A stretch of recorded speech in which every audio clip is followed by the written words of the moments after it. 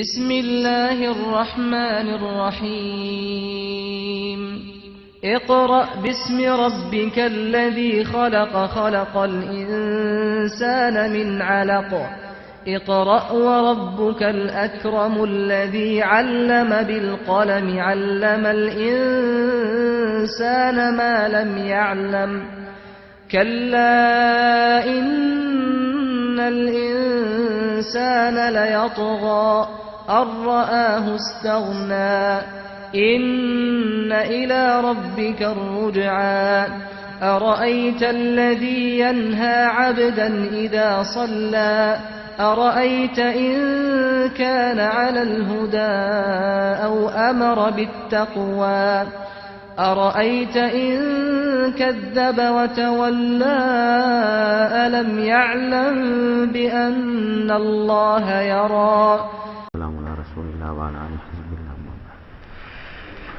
அல்லாஹுக்கு செய்ய வேண்டிய கடமைகள்ல அல்லாஹுவை எப்படி ஓர்மைப்படுத்தணும் என்ற அந்த விஷயத்துல நாங்க அல்லாஹுவை ஓர்மைப்படுத்துற விதத்தை எத்தனையா பார்த்தோம், 3 வகையாக பிரிச்சோம்.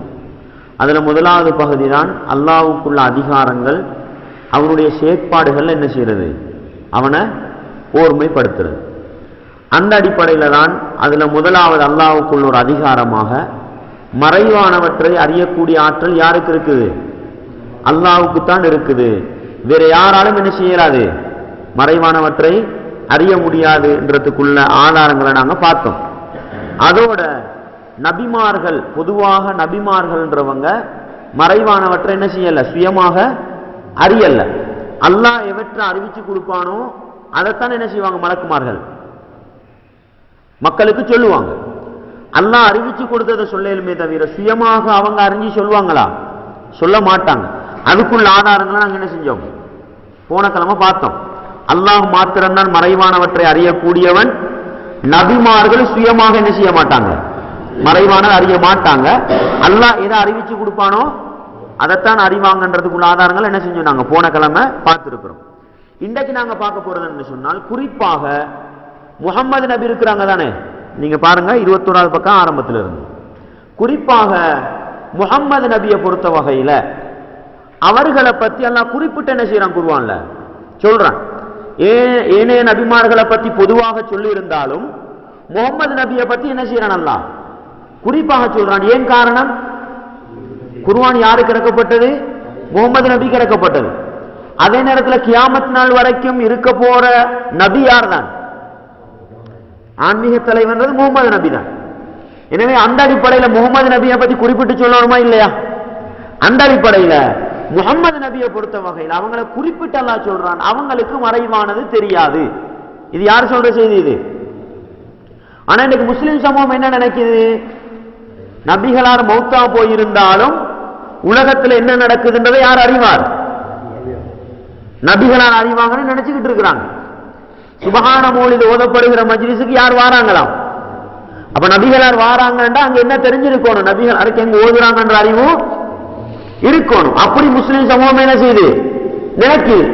எந்த அளவுக்கு சொல்றாங்க, ரசூலுல்லாஹ் கபூர் அடியில போய் ஒருத்தர் சலாம் கொடுக்கிறாரா, ரசூலுல்லாஹ் என்ன செய்யறாங்க, கபூருக்கு வெளியே கைய போட்டு முசாஃபா பாக்குறோமா இல்லையா? இது போன்ற இஸ்லாத்துக்கு முரணான அடிப்படைகள் வாரத்துக்கு என்ன காரணம்? ரசூலுல்லாஹ்வுக்கு மௌத்தா போனாலும் என்ன அறிவு இருக்குது, உலகத்தில் என்ன நடக்குதுன்ற மறைவான அறிவு இருக்குதுன்னு நினைக்கிறாங்க. ஆனா குர்ஆன் என்ன சொல்லுது, குறிப்பிட்டு நபி முஹம்மதை பார்த்து என்ன சொல்லுது, உங்களுக்கு மறைவான அறிவு இல்லைன்னு. அதுக்குள்ள ஆதாரத்தை நாங்க பார்ப்போம்டா. முதலாவது 6வது அத்தியாயம் 50வது வசனம். 6வது அத்தியாயம் 50வது வசனம். அதுல அல்லாஹ் என்ன சொல்றான்டா, குல் நபியே நீங்கள் சொல்லுங்கள். விளங்குதா? பொதுவாக நபிகளார பண்பை பத்தி அல்லாஹ் சொல்லாம நபிகளார வாயில என்ன சொல்ல சொல்றான், நபியே நீங்கள் சொல்லுங்கள். என்ன சொல்லுங்கள்? லா அம்லின, என்னிடத்தில் அல்லாஹ்வுடைய பொக்கிஷங்கள் இருக்கிறது என்று நான் சொல்ல மாட்டேன். என்ன சொல்ல சொல்றான் அல்லாஹ்? லா அகூலு லக்கும் இந்தி ஹஸாயினுல்லாஹ், அல்லாஹ்வுடைய பொக்கிஷங்கள் என்னிடத்தில் இருக்கிறதுன்னு நான் சொல்ல மாட்டேன். அப்ப நபிகளாருக்கு நினைச்சதெல்லாம் மக்களுக்கு கொடுக்கலுமா? ஏல அல்லாஹ்வுடைய பொக்கிஷம் இருந்தா தான் கொடுக்கலும் இல்ல. அப்ப அல்லாஹ் எதை கொடுக்க சொல்றானோ அதைத்தான் என்ன செய்யலும். அடுத்த கட்டளை என்ன, வலா அகூலு லக்கும் இன்னி எடி நான் மறைவானவற்றை அறிவேன் என்று சொல்ல மாட்டேன். அப்படியே சொல்லுங்கன்னு என்ன செய்யறான் அல்லாஹ் சொல்றான். அப்ப அவங்க சொல்றாங்க, மறைவானவற்றை நான் அறிய மாட்டேன், நிச்சயமாக நான் ஒரு மலக்காக, எப்படி நிச்சயமாக நான் ஒரு மலக்காக இருக்கிறேன் என்றும் நான் உங்களிடம் கூற மாட்டேன். விளங்குதா உங்களுக்கு? அப்ப எத்தனை விஷயத்தை சொல்றாங்கன்னு பாருங்க. ஏண்டா மக்கா முஷ்ரிக்குகள் நபிகளாட்ட போய் ஒரு சில கோரிக்கைகளை வச்சாங்க. அதுக்கு தான் நபியே நீங்க சொல்லுங்க அவங்கள பார்த்து, அல்லாஹ்வோட பொக்கிஷம் எனக்கு தெரியல உங்களுக்கு நினைச்சதை தாரத்துக்கு. அதே நேரத்தில் நீங்க என்ன அடிப்படையில் செயற்படுறீங்க என்று அறிஞ்சு சொல்றதுக்கு எனக்கு என்ன அறிவும் இல்லை, மறைவானதும் இல்லை. சரி, அதை விட மேல போய் நான் நினைச்சதெல்லாம் செஞ்சு நான் தூய்மையா இருக்கிறது நான் ஒரு மலக்கா? நான் மலக்கனும் உங்களிடத்தில் சொல்லவில்லை, எனக்கு வஹியாக அறிவிக்கப்பட்டதை தவிர. இதான் சப்ஜெக்ட். விளங்குதா உங்களுக்கு?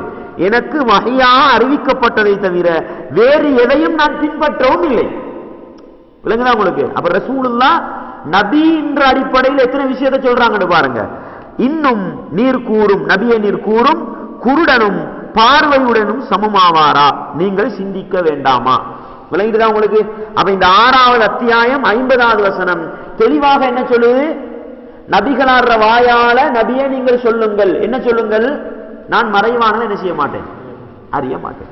எனவே நபி முகம்மதுக்கு மறைவான அறிவு இருக்குதுன்னு ஒருத்தர் சொல்றாருண்டா அவர் இந்த குர்ஆன் வசனத்தை என்ன செய்யணும்? சரி, அடுத்தது பாருங்க 7வது அத்தியாயம் 188வது வசனம். 7வது அத்தியாயம் 188 என்ன சொல்லுது?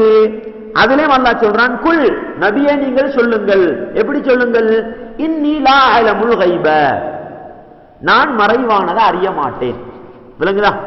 இது நபிகளார் வாயால அல்லாஹ் சொல்றான். சொல்லி போட்டு அல்லாஹ் நபிகளார் வாழ்க்கையை எப்படி சிந்திச்சு பார்க்க சொல்றான் பாருங்க. அவங்க சொல்றாங்க, லவ் குன்து அலமுல் கைப, எனக்கு மறைவானது தெரியும் என்றிருந்தால் லஸ்தக்ஸர்து மினல் கைர், நான் எல்லாம் நல்லதா செஞ்சிருப்பேன்.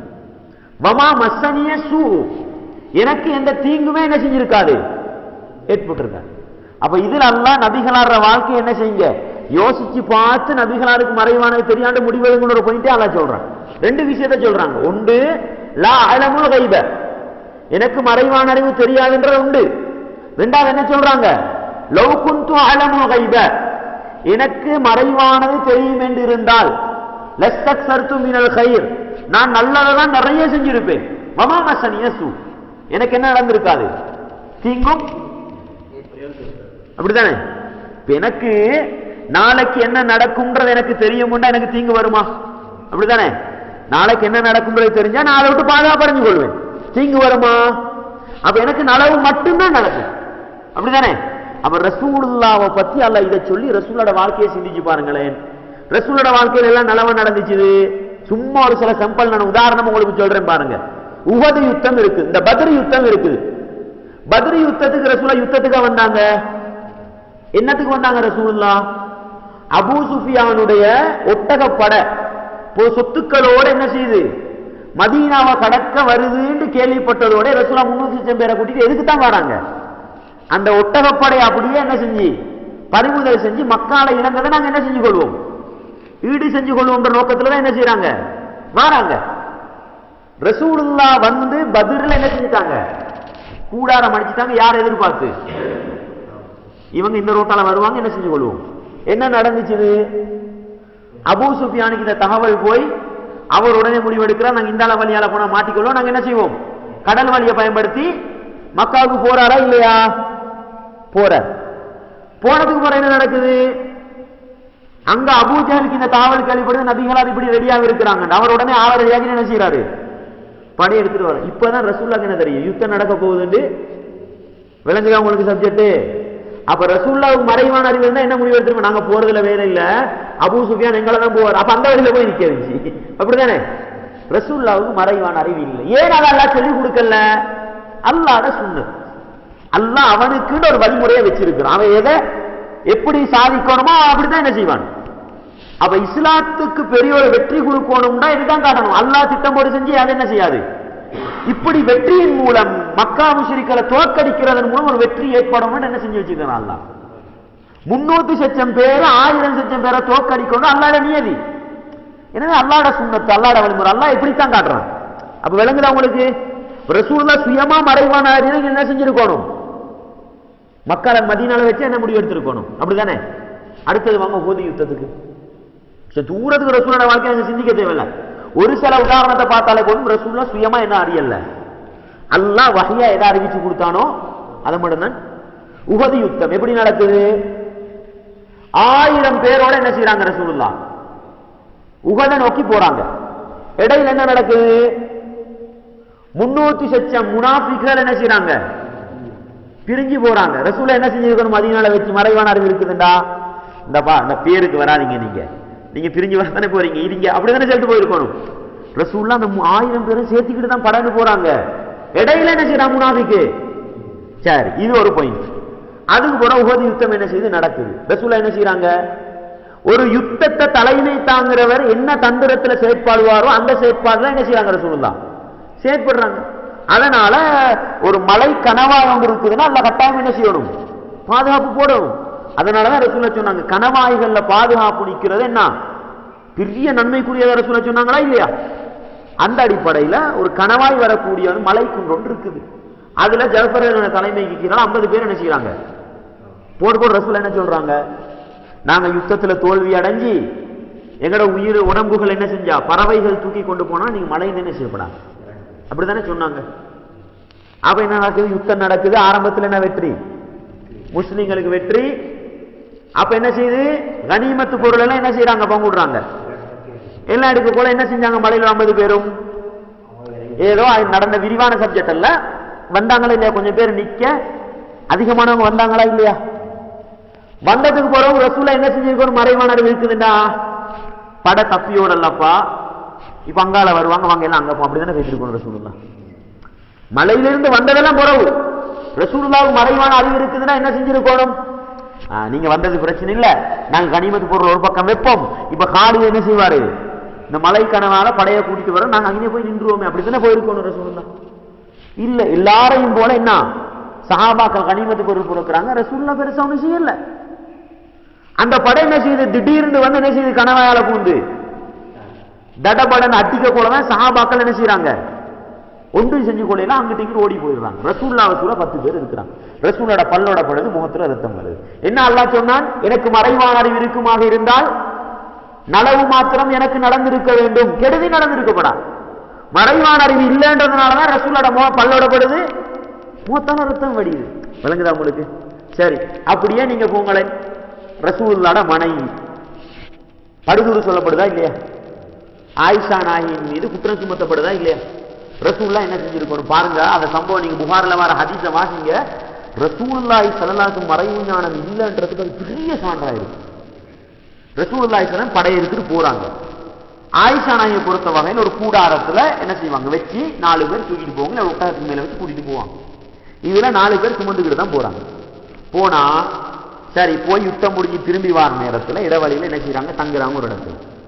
ஆயிஷா நாய்க்கு என்ன ஏற்படுது, அவங்க சிறுநீர் கழிக்கிறதுக்கு ஒரு இடம் போறாங்க, மாலை காணல என்ன செஞ்சு விழுந்துரு. திருப்பி வந்தா மாலையை காணல, மாலை எடுக்க போறாங்க. அவங்க போனதுக்கு பிறகு ரசூலுல்லாஹ் என்ன செய்யறாங்க, படை எடுத்துக்கிட்டு இப்ப 4 பேர் சேர்ந்து என்ன செய்யறாங்க, கூடாரத்தை ஹதீஸ்ல வரும், ஆயிஷா நாய் வெளிஞ்சவங்களா இருந்தாங்க, அதனால விலங்கல்ல. அவங்க நினைச்சாங்க கூடாரத்துக்கு பிரிச்சுட்டு 4 பேரும் என்ன செய்யறாங்க, ரசூலுல்லாஹ் என்ன செஞ்சிட்டாங்க, போயிட்டாங்க.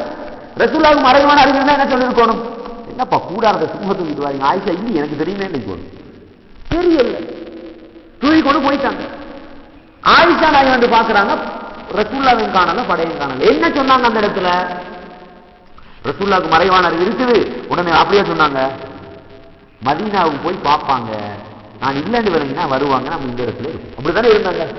புகார்ல வாசிங்க இந்த சம்பவத்தை எடுத்து, இட்டுக்கட்டப்பட்ட செய்தியில யுத்தத்துல பாடத்துல இருக்கும். நீங்க சப்ஜெக்ட் சொன்னதுக்கு வாசிங்க. சரி, இதுல என்ன, ரசூலுல்லாஹ் மதீனாவுக்கு போயிட்டாங்க, ஆயிஷா நாய் சஃபானி முகத்தலோட வராங்க.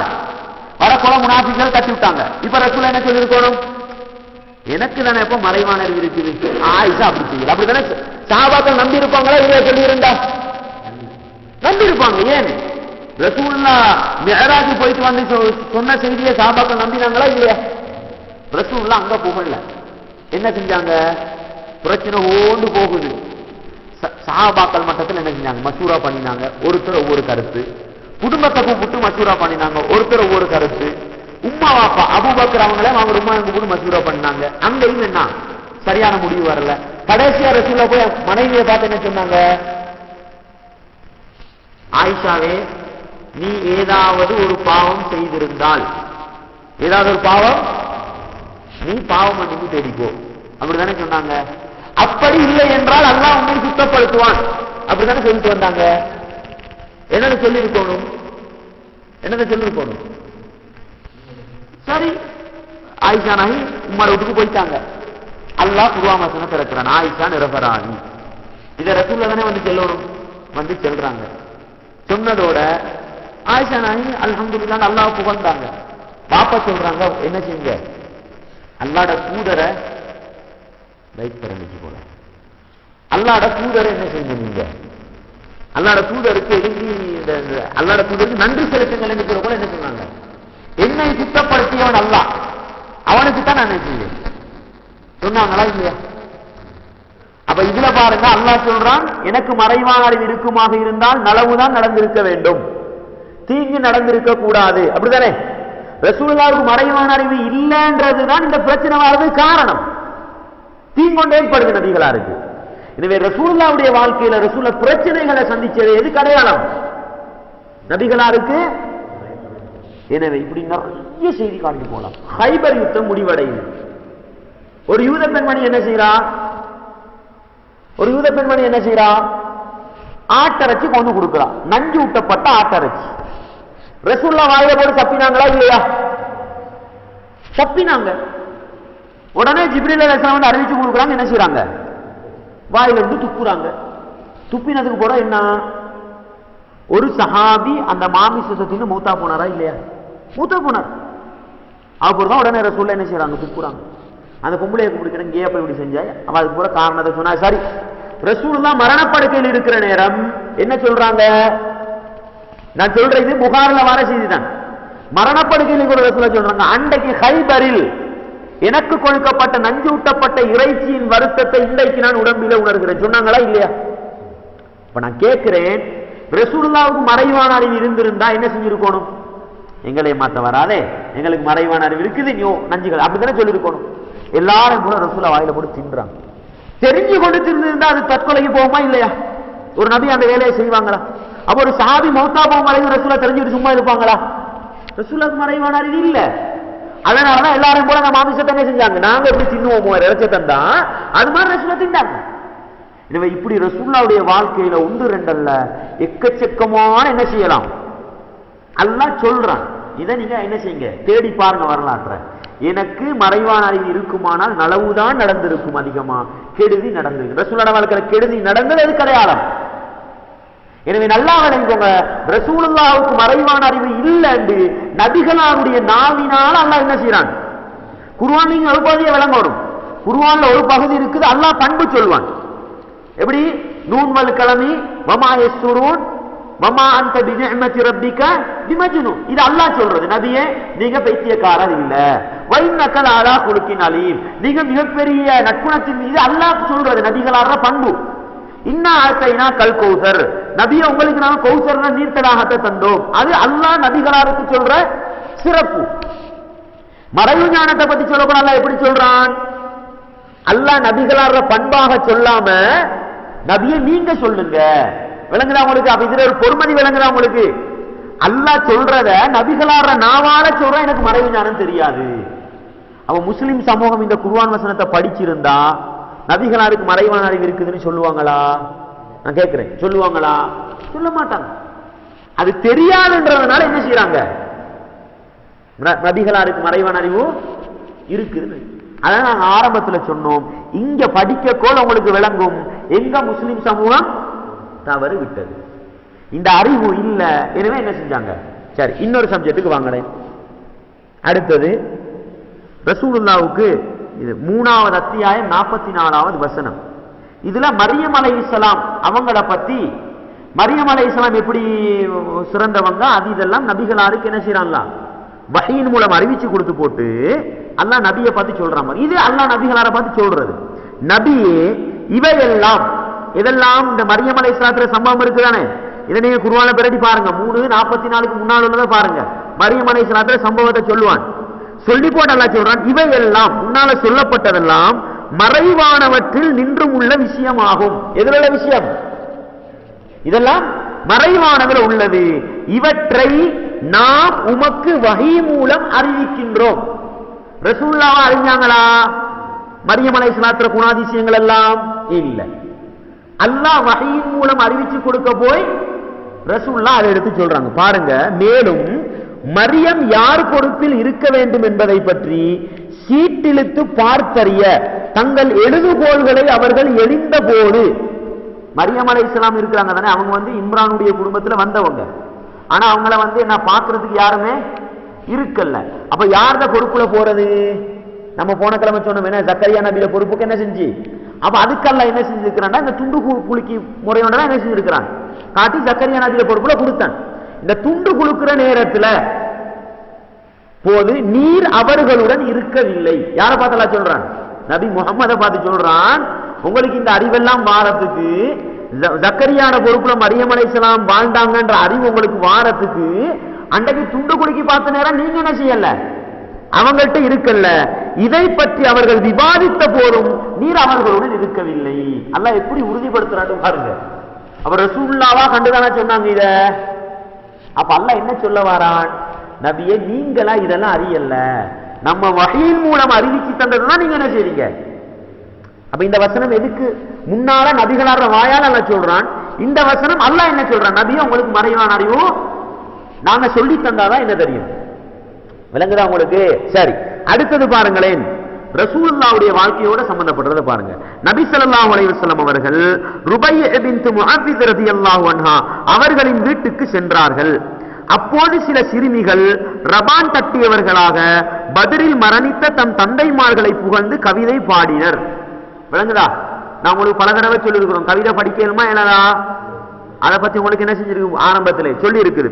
பெண்மணிகள் என்ன செய்யறாங்க, சின்ன சிறுமிகள் கவிதை படிக்கிறாங்க. அப்போது ஒரு சிறுமி என்ன படிக்கிறாங்க, எங்களில் ஒரு நபி இருக்கின்றார், வஃபீனா நபியுன் யஅலமு மா ஃபீ கதின், எங்களில் ஒரு நபி இருக்கின்றார், அவருக்கு நாளை என்ன நடக்கும் என்பது தெரியும். நான் உங்களுக்கு ஏற்கனவே சொன்னோம், நாளைக்கு என்ன நடக்கும்ன்றது யாரோட சம்பந்தப்பட்ட அறிவு, அல்லாஹ்வோட சம்பந்தப்பட்ட அறிவு. அதை வேற யாரும் அறிவாங்களா? நாங்க ஏற்கனவே அல்லாஹ் பத்தி படிக்கும் போது என்ன செஞ்சிட்டோம். அப்ப இவர் என்ன படிக்கின்ற புள்ள, எங்களோட நபி இருக்கிறாரு, அவருக்கு நாளை. அப்ப ரசூலுல்லாஹ் என்ன சொல்றாங்க என்று கூற நபி அவர்கள், இப்படி நீர் கூறாதீர், இப்படி நீங்க என்ன செய்யாதீங்க, சொல்லாதீங்க, ஏற்கனவே கூறியதை கூறும். முன்னுக்கு எதை படிச்சிருந்தாங்க, பத்ரி சஹாபாக்களை போந்து படிச்சிருந்தாங்க தானே, அதை படிங்க. எப்படி படிக்காதீங்க, எங்களோட ஒரு நபி இருக்கிறாரு, அவருக்கு மறைவான அறிவு சிறுக்கு, அல்லாஹ்வுக்கு நேரா நபிகளார கொண்டு போய் நிறுத்துற வேலை, அதை ரசூலுல்லாஹ் தடுத்து நிறுத்தினாங்க. கவிதை படிக்கிறத நிறுத்தினாங்களா? விளங்குதா உங்களுக்கு சப்ஜெக்ட்? எனவே புகாரில வார ஹதீஸ் அதுவும் என்ன சொல்லுது, நபிகளார வாயாலே சொல்லுது, என்னைய கொண்டு போய் அல்லாஹ்க்கு நிப்பாட்டாதீங்க, எனக்கு மறைவான அறிவு, அப்படி படிக்காதீங்க நீங்க. விளங்குதா உங்களுக்கு? சரி, அடுத்தது பாருங்க. ஆயிஷா ரலியல்லாஹு அன்ஹா அவர்கள் கூறினார்கள், 3 விடயங்கள் இருக்கின்றன, அவை நபிகளாருக்கு இருந்தன என்று யாராவது கூறினால் அவன் பொய் உரைத்து விட்டான். என்ன சொல்றாங்க ஆயிஷா நாயகி, ரசூலுல்லாஹ்வோட மனைவி ஆயிஷா நாயகி சொன்ன 3 விஷயம் இருக்குது, அந்த 3 விஷயமும் நபிகளார்ட்ட இருந்ததுன்னு யாராவது சொன்னா அவன் என்ன செய்யறான், பொய் சொல்றான். அதுல உண்டு என்ன, யாராவது முஹம்மது நபி அவர்கள் தனது ரப்பை கண்டதாக கூறினால் அவன் பொய் உரைத்து விட்டான். என்ன சொல்றாங்க, யாராவது ஒருத்தர் ரசூலுல்லாஹ் தன்னை ரப்ப உலகத்துல கண்டாங்கன்னு சொன்னா அவன் என்ன செஞ்சிட்டான். ஏன் இது சும்மாவா சொல்றாங்க? இல்ல. பிறகு குர்ஆன் வசனத்தை ஓதி காட்டுறாங்க, அவனை பார்வைகள் அடைந்து கொள்ள மாட்டாது, லா துத்ரிகுல் அப்சார் வ ஹுவ யுத்ரிகுல் அப்சார். விளங்குதா உங்களுக்கு? இது 6வது அத்தியாயம் 103வது வசனத்தை ஓதி காட்டுறாங்க, அவனை பார்வைகள் அடைந்து கொள்ள மாட்டாது, அவன் பார்வைகளை அடைந்து கொள்கிறான், அவன் நுணுக்கம் உள்ளவன். இந்த வசனத்தையும் இன்னொரு வசனத்தை ஓதி காட்டுறாங்க, என்ன, அல்லாஹ் எந்த மனிதரிடத்திலும் வஹியாகவோ அல்லது திரைக்கப்பால் இருந்தோ அல்லது தான் விரும்பியதை தன் அனுமதியின் மீது வஹியை அறிவிக்கக்கூடிய ஒரு தூதரை அனுப்பியோ அன்றி நேரடியாக பேசுவதில்லை, நிச்சயமாக அவன் உயர்ந்தவன், ஞானமுடையவன். 42வது அத்தியாயம் 51வது வசனம். இதை ஓதி காட்டி சொல்றாங்க, அல்லாஹ் நபிகளாரோட என்ன செய்யல, நேரடியா கண்ணுக்கு முன்னால நின்று என்ன செய்யல, பேசல. எனவே நபிகளார் உலகத்துல அல்லாஹ்வை பார்த்தன்னு யாராவது சொன்னா என்ன அவன் பொய் உரைத்து விட்டான். விளங்குதா? அப்ப ரசூலுல்லாஹ் நபியை பார்த்தாங்களா? இல்ல. ஆனா என்னோட பெரியார்கள் என்ன செஞ்சிருக்கிறாங்க? நிறைய சம்பவம் இருக்கு, நிறைய கதை இருக்குது. என்ன அதுவும் வரும். அல்லாஹ் உலகத்துல பார்க்கணுமா ஏலாதான்ற சப்ஜெக்ட் வரப்போல என்ன செய்யும் முஸ்லிம் சமூகம் இதுல எப்படி தவறு விட்டாங்க, என்னென்ன பெரியார் அல்லாஹ் கண்டாங்கன்றது என்ன செய்யும் இன்ஷா அல்லாஹ் பின்னால வரும். இப்ப எங்களுக்கு அது சப்ஜெக்ட் இல்ல. விளங்கிடுதா? ரசூலுல்லாஹ் அல்லாஹ்வை பார்க்கல, யார் யார் பார்த்தாண்டோ என்ன செய்யும் இன்ஷா அல்லாஹ் பின்னால வரும். சரி, அடுத்தது என்ன சொல்றாங்க? இந்த பின்னால 2வது வசனம் விளங்கிச்சு உங்களுக்கு? அல்லாஹ் ஒரு நபியோட எப்படி தொடர்பு வைப்பான் விளங்குதா? அதுல வார முறை தான் வருது. ஒன்று என்னன்னு கேட்டா, அல்லாஹ் எந்த மனிதரிடத்திலும் அல்லாஹ் ஒரு மனிதன் ஒரு நபி கிட்ட வாரதாக இருந்தா வஹியாகவோ ஒன்றா வஹி அறிவிப்பான். அந்த வஹி எப்படி வரலாம்? அல்லாஹ் உள்ளத்துக்கு என்ன செய்யலாம்? உதிப்பாக்கி கொடுக்கலாம். ரசூலுல்லாஹ் உதிப்பாக்கி கொடுத்தான் தானே, அப்படி ஒரு பகுதி இருக்கு. அல்லது திரைக்கப்பால் இருந்தோ. இது எங்க நடந்துச்சு? மிஹராஜுக்கு ரசூலுல்லாஹ் போனாங்க தானே, 7 வானத்தை கடந்து. அப்ப நேரடியா அல்லாஹ்வோட பேசினானா? இல்ல. ரசூலுல்லாஹ் எப்படி பேசினாங்க? திரைக்கப்பால் இருந்துதான் பேசினாங்க, நேரடியா என்ன செய்யல. இது ஒரு விதம். இன்னொரு விதம் எப்படி இருக்குது? அல்லது தான் விரும்பியதை தன் அனுமதியின் மீது வஹியை அறிவிக்கக்கூடிய ஒரு தூதரை அனுப்பியோ. இது 3வது முறை. ஒன்று வஹியின் மூலம் உள்ளத்துக்கு உதிப்பாக்கி கொடுக்கிறது, அல்லது என்ன திரைக்கப்பால் இருந்து ஒரு மலக்குடைய உதவி இல்லாம திரைக்கப்பால் இருந்து பேசுறது, அல்லது என்ன ஒரு மலக்கு அனுப்பி வஹி அறிவிச்சு கொடுக்கிறது. இதுல அல்லாஹ் என்ன சொல்லல? நேரடியா நாங்க என்ன செய்வோம் முன்னுக்கு அதை முறையோட சொல்றானா? இல்ல. விளங்குதா உங்களுக்கு? எனவே ஒரு நபியோட அல்லாஹ் தொடர்பு வைக்கிற 3 முறையை சொல்றான். நேரடியா நாங்க சந்திச்சு பேசுவோம் என்ன செய்யல. அதை வச்சு ஆயிஷா நான் இந்த குர்ஆன் வசனத்தை ஆதாரமாக காட்டி நபி அல்லாஹ்வை பார்க்கல, பார்த்தன்னு சொல்றவன் என்ன செய்யறான்? போய் அடுத்தது ஆகிய வசனங்களை ஓதி காட்டிவிட்டு, மேலும் யார் நபி அவர்கள் நாளை நடப்பதை அறிவார்கள் என்று கூறுகின்றாரோ. இது 2வது சப்ஜெக்ட். விளங்குதா? மேலும் யார் நபி அவர்கள் நாளைக்கு என்ன நடக்கும்ன்றத அறிவார் என்று சொல்றாரோ அவனும் பொய் உரைத்து விட்டார். விளங்குதா உங்களுக்கு? 2வது விஷயம் என்ன விளங்குதானே உங்களுக்கு? 3ல 2வது. எங்கட நபிக்கு நாளைக்கு என்ன நடக்கும் தெரியும் யாராவது சொன்னா அவனும் என்ன செய்யறான்? பொய் சொல்றான். ஏன்? குர்ஆன் வசனத்தை பாருங்க. என்று கூறிவிட்டு இன்னும் நீர் கூறுவீராக, அல்லாஹ்வை தவிர்த்து வானங்களிலும் பூமியிலும் இருப்பவர் எவரும் மறைவாயிருப்பதை அறிய மாட்டார். இன்னும் மரித்தோர் இறுதியில் எப்போது எழுப்பப்படுவார்கள் என்பதையும் அவர்கள் அறிய மாட்டார்கள். இந்த வசனம் சொல்லுவதுதானே அல்லாஹ்வை தவிர மறைவானதை யாரும். இந்த வசனத்தை வச்சு அவங்க என்ன ஆதாரம் காட்டுறாங்க? நபி முஹம்மது அவர்களுக்கு என்ன மறைவானதை தெரியும்னா அவன் என்ன செய்யறான்? அதுவும் 27வது அத்தியாயம் 65வது வசனம். சரி, என்ற வசனத்தை ஓதிகள். பிற 3வது விஷயம் என்ன? மேலும் யார் நபி அவர்கள் மார்க்கத்தில் ஏதேனும் ஒன்றை மறைத்தார்கள் என்று கூறினால் அவனும் பொய் உரைத்து விட்டான். உங்களுக்கு ரசூலுல்லாஹ் மார்க்கத்தில் ஒன்றை மறைச்சிட்டாங்க யாராவது சொன்னா அவனும் என்ன செய்யறான்? அப்ப என்ன அர்த்தம்? எப்படி போயிட்டு பாருங்க. இந்த 3 லைவ் முஸ்லிம் சமூகம் என்ன செஞ்சிருக்கு? மனிதவர் தான் போயிருக்கு. இதுல அல்லாஹ்வ முஹம்மது நபி பார்க்கல, ஆனா என்ன செய்யறாங்க? எங்கட பெரியார்கள் பார்ப்பாங்க. அப்படி இப்படி என்ன செஞ்சு ஒரு கூட்டம் மறிகட்டு போயிருக்குது. மறைவான விஷயம் நபிகளாருக்கு தெரியும் போய் உரைத்தரமா நபிகளாருக்கு மறைவானது தெரியாது. இன்னும் உங்களுக்கு எப்படி எல்லாம் பெரியார்கள் மறைவானது என்ன செஞ்சாங்க கண்டாங்க. முஸ்லிம் சமூகம் அதுல என்ன செஞ்சீங்க? 3வது என்ன? முஹம்மது நபி அவர்கள் அல்லாஹ்ட மார்க்கத்தில் எதையும் மறைக்கவில்லை. மறைத்தது யாராவது சொன்னா அவனும் என்ன செய்யறான்? இதுல முஸ்லிம் சமூகம் கரெக்டா இருக்குதா? ரசூலுல்லாஹ்வுக்கு தெரியாதா எங்கட ஆட்களுக்கு தெரியும். அப்படிதானே? என்ன ரசூலுல்லாஹ் குர்ஆன் ஹதீஸ்ல வரலன்றது மெய்தான். எங்க ஊர்வலமா தானே இது. அப்ப ரசூலுல்லாஹ் மறைச்சாங்களா? சொல்லாம சொல்றான் ரசூலுல்லாஹ் மறந்துட்டு போயிட்டாங்க. நம்ம என்ன செய்யணும்? பித்அத்துல விபரீதம் இதுதான். பித்அத் செய்யக்கூடாதுண்டா. ரசூலுல்லாஹ் தொழுகைக்கு பின்னால கூட்டுட்டு ஓதலன்றது மெய்தான். ஓதினா தவறா? இல்ல, நீங்க ஓதினா தவறு இல்ல, ரசூலை விட்டுட்டு போனது தவறு. அப்படிதானே? அவ ரசூலுல்லாஹ் மார்க்கத்துல ஒரு சாப்டர் ஒரு பகுதி என்ன செஞ்சிட்டாங்க? மறைச்சிட்டாங்க. அது எங்களையும் நல்லதா பட்டு நாங்க என்ன செய்யறோம்? இதானே பிரச்சனை. விளங்குதா உங்களுக்கு? எங்க தவறு விட்டுறாங்க? ரசூலுல்லாஹ் கத்தம் பாத்தியா கொடுக்கலாம் மெய்தான். நாங்க கொடுத்தா என்ன தவறா? இல்ல, நீங்க கொடுத்தா தவறு இல்ல, ரசூலுல்லாஹ் கொடுக்காதே தவறு. மறைச்சிட்டு போயிட்டாங்க. அப்படித்தானே? அப்ப எப்படி அந்த 3 விஷயத்தை ஆயிஷா நாயகி சொல்றாங்க? எப்படி பவர்ஃபுல்லான விஷயம் பாருங்க. சொல்லி போட்டு அவங்க என்ன சொல்றாங்க, குர்ஆன்ல ஒரு வசனத்தை ஓதி காட்டுறாங்க, அவரும் போய் இருக்கிறார் என்று கூறிவிட்டு பின்வரும் வசனத்தை ஓதி காட்டினார்கள். தூதரே, இறைவனிடமிருந்து மீது இறக்கப்பட்டதை மக்களுக்கு எடுத்து கூறிவிடும். இவ்வாறு நீ செய்யாவிட்டால் அவனுடைய தூதை நீ நிறைவேற்றியவராக மாட்டீர்.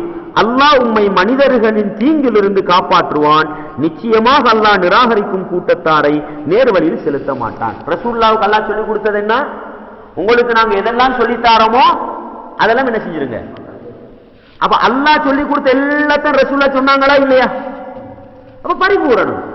அது எப்படி இன்னொன்று வரலாம்?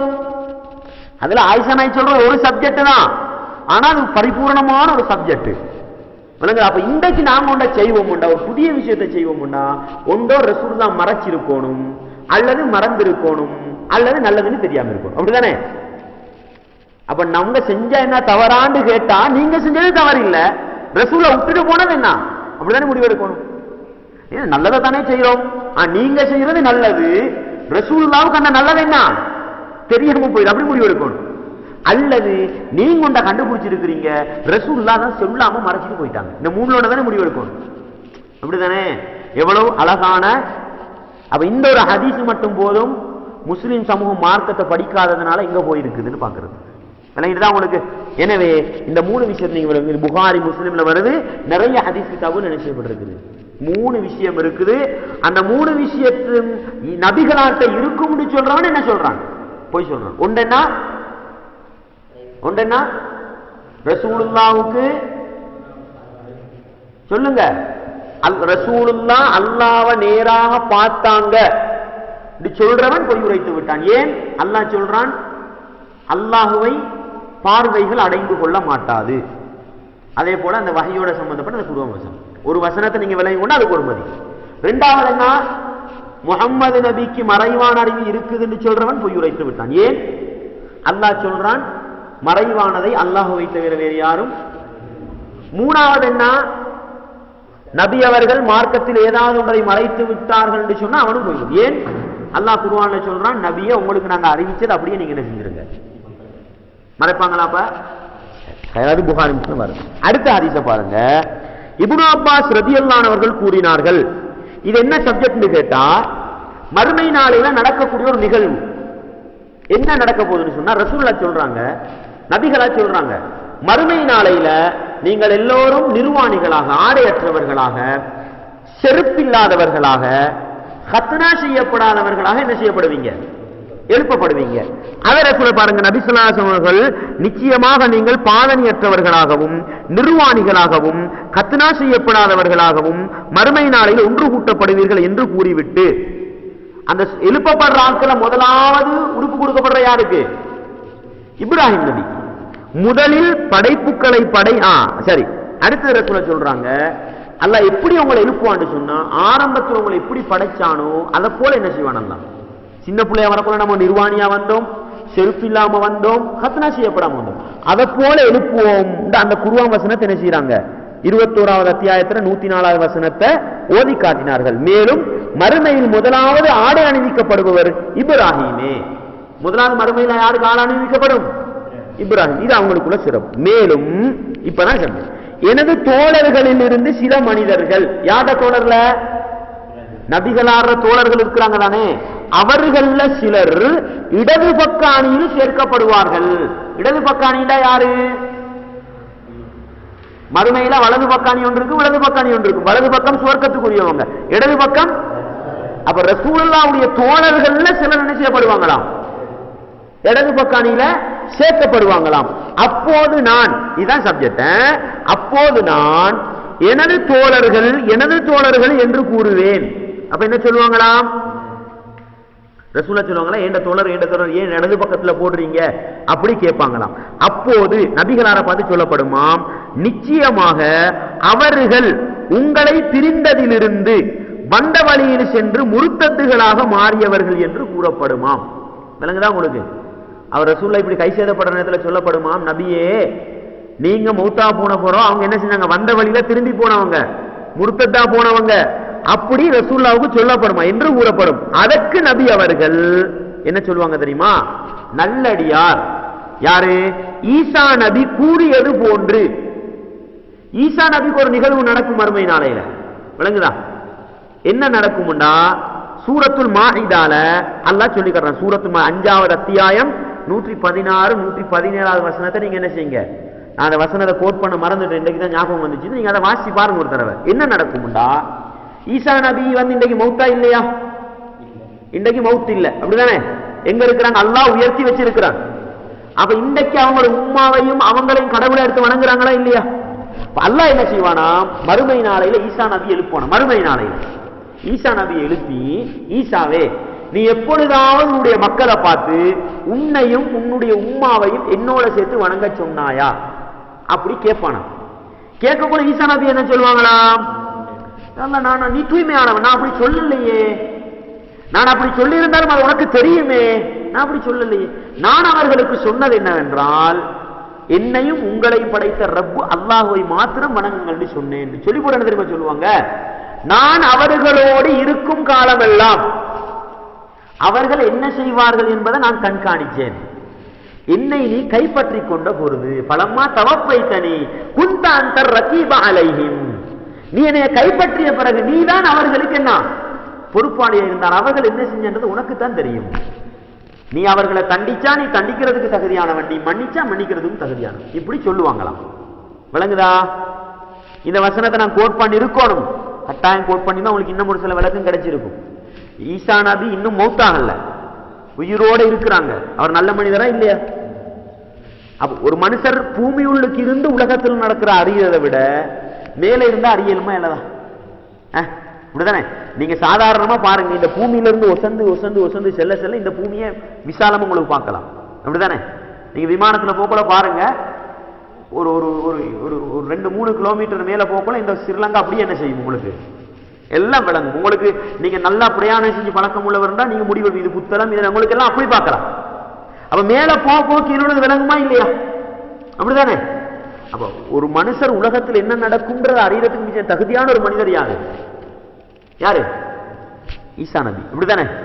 அவங்களுக்கு தெரியுமா? அப்ப ரசூலுல்லாஹ் என்ன செய்வாங்க தெரியுமா? இப்படி சொல்ல போல அந்த நல்லடியார் ஈசா நபி இந்த கேள்விகள் கூட என்னத்தை சொல்லுவாங்களோ அதையே நானும் சொல்லுவேன். என்ன சொல்லுவாங்களா? யா அல்லாஹ், நான் அவர்களோடு இருந்த பொழுது அவங்க என்ன செஞ்சாங்கன்றதுக்கு நான் பொறுப்பு, என்னை நீ கைப்பற்றி கொண்ட பிறகு அவங்க என்ன செஞ்சாங்கன்றது எனக்கு தெரியா? ரசூலுக்கு மறைவானது தெரியுமா? மௌத்தா போன போறோம் என்ன நடக்குதுங்கிறத அறிஞ்சாங்களா? அப்ப முஸ்லிம் சமூகம் எப்படி வழிகட்டு போச்சு? எப்படி வழிகட்டு போச்சு? எப்படி வழிகட்டு போச்சு? இத படிக்கல, அவ்வளவுதான். விளங்குதா உங்களுக்கு? இந்த வசனத்தை மட்டும் படிச்சு, இந்த புகார்ல வர இந்த ஹதீஸை மட்டும் படிச்சிருந்தா முஸ்லிம் சமூகம் என்ன முடிவு எடுக்கும்? ரசூலுல்லாஹ்வுக்கு மறைவான அறிவு இல்லை. அதுல விசேஷமா மௌத்தா போன போற என்ன நடக்கும்ன்றது தெரியா. மறுமையில போய் தன்னை தோழர்களுக்கு நடக்கிறத பார்த்து என்ன செய்யறாங்க? அடே, நபிமார்களுக்கு மறைவான அறிவு இல்லைன்றத அவங்கள குறைச்சு மதிப்பிடுறதா?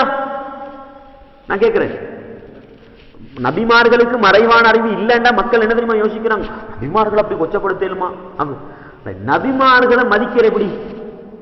ரசூலுல்லாஹ் என்ன சொன்னாங்க? லா துத்ரூனி கமா அத்ரத்தின் நசாரா ஈசா இப்னு மரியம், கிறிஸ்டியானிகள் நசாராக்கள் ஈசாவை புகழ்ந்தது போன்று என்னை எல்லை மீறி என்ன செய்யாதீங்க, என்னை நீங்க புகழோடு விரும்புறீங்களா? சொல்லுங்க, அல்லாஹ்வுடைய அடியான், அல்லாஹ்வுடைய தூதர், அதை மட்டும் சொல்லுங்க. அப்ப ரசூலுல்லாஹ் எப்படி புகழணும்? நாங்க குர்ஆன் ஹதீஸ் சொன்ன மாதிரி ரசூலுல்லாஹ் புகழ்றா இப்படிதான் புகழணும். முஹம்மது என்பவர் அல்லாஹ்வுடைய அடியான், அல்லாஹ்வுடைய தூதர், இப்படி புகழ்றது குர்ஆன் ஹதீஸை மதிக்கிறதுக்கு அடையாளமா? அல்லது இந்த குர்ஆன் வசனம் எல்லாம் புறக்கணிச்சு போட்டு நபிகளாருக்கு மறைவு ஞானம் தெரியும்ன்றது மதிப்பா? விளங்குதா உங்களுக்கு? அப்ப இந்த குர்ஆன் ஹதீஸை பத்தி சரியான அறிவு இல்லாததனால முஸ்லிம் சமூகம் இப்படி எல்லாம் அல்லாஹ்வுக்குள்ள அதிகாரத்தை என்ன செய்வாங்க? கலட்டி கொடுப்பாங்க. இன்றைக்கு நாங்க இந்த விஷயத்தை படிக்கலண்டா எங்கட எதிர்காலம் இப்படிதான் இருக்கும். அல்லாஹ் பாருங்க. விளங்குதா உங்களுக்கு? எனவே நீங்க இந்த பாடத்துல நீங்க என்ன விளங்கணும்னு கேட்டா, குர்ஆன் ஹதீஸுடைய ஆதாரத்தின் அடிப்படையில குறிப்பாக மறைவான அறிவுன்றது அல்லாஹ்வுக்கு சொந்தமானதுன்றத நாங்க பார்த்துட்டோம். பொதுவாக நபிமார்களுக்கு மறைவானதை சுயமா என்ன செய்யலாது, அறியலாதுன்ற ஆதாரத்தை பார்த்துட்டோம். அதுலயும் குறிப்பாக எங்களுக்கு அனுப்பப்பட்ட கடைசி இறை தூதர் கியாமத் நாள் வரைக்கும் ஆன்மீக தலைவராக இருக்கக்கூடிய அந்த முகமது நபிக்கு என்ன இல்ல? மறைவான அறிவோ இல்ல. அப்படி யாராவது ஒருத்தர் இருக்குது என்று சொன்னா அவர் பல குர்ஆன் வசனங்களையும் பல ஹதீசுகளையும் மறுத்த ஆயிஷா நாயகி சொன்ன மாதிரி யாரா போயிடுவார்? பொய்யனா போனா மறுமையில் என்ன கிடைக்கும்? அல்லாஹ் போதுமான.